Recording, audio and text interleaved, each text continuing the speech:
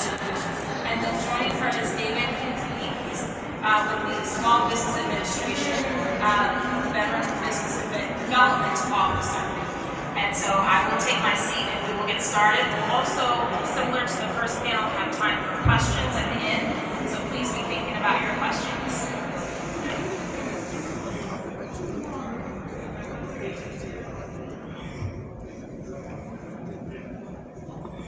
All right, good morning. Good morning. Thank you both for being here. So we have a bunch of eager firms in the room who want to know all about resources and technical assistance. So we're going to keep this very conversational, so please feel free to jump in. And also, as I mentioned, we're going to save time for questions, so look forward to that. I'll start with you first, Barbara, and David, please feel free to answer as well. But as an organization, we're an organization that's focused on supporting service-disabled, veteran-owned small businesses. Can you talk a little bit about how you help firms get ready to perform and compete in federal contract opportunities? And what are some of the best practices that you've seen? Thank you, and great to be here. And I just wanted to mention that we help service-disabled as well as veteran-owned small businesses. So both. And the program I run and founded is the Veteran Institute for Procurement. And the program helps veteran-owned small businesses nationwide to compete, comply, and perform, which is all necessary to grow in the federal space.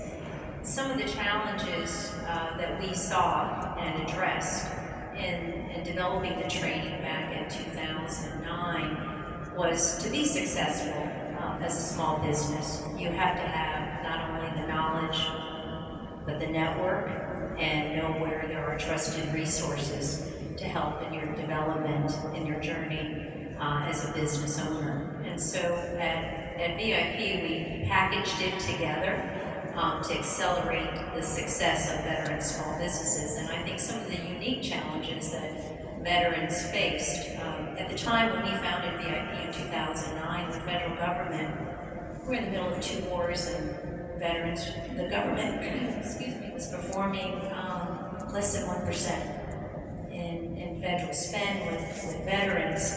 And in looking at that, the challenge was, again, where was the network, where was the knowledge?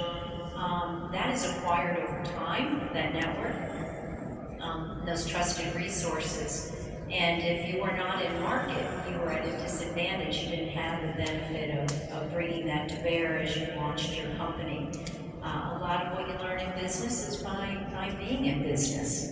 So I think by packaging the information, it's government contracting is not for the faint of heart, and certainly it takes a little bit of intestinal fortitude to be an entrepreneur.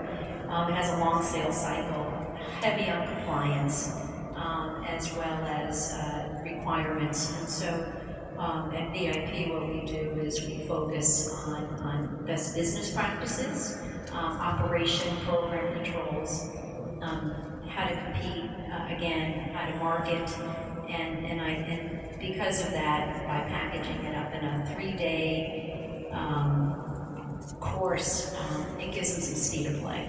And they've done quite well. We have over 2,400 graduates from every state and territory, and they won $17 billion in prime awards. And did some research, and we have a little over 70 companies that have won about $500 million here at DOT. So that's, I don't know if you have anything to add to that. There was something you said that I wanted to, I guess it'll come up later since we're talking about resources. But the thing about a lot of what you learn about business is by being in business. And so it's going to come up a little bit later. I'm saying it out loud now to remind myself to say it out loud again when we get specifically to the resources. Barbara, if you could talk a little bit more about, you mentioned it's a 3-day training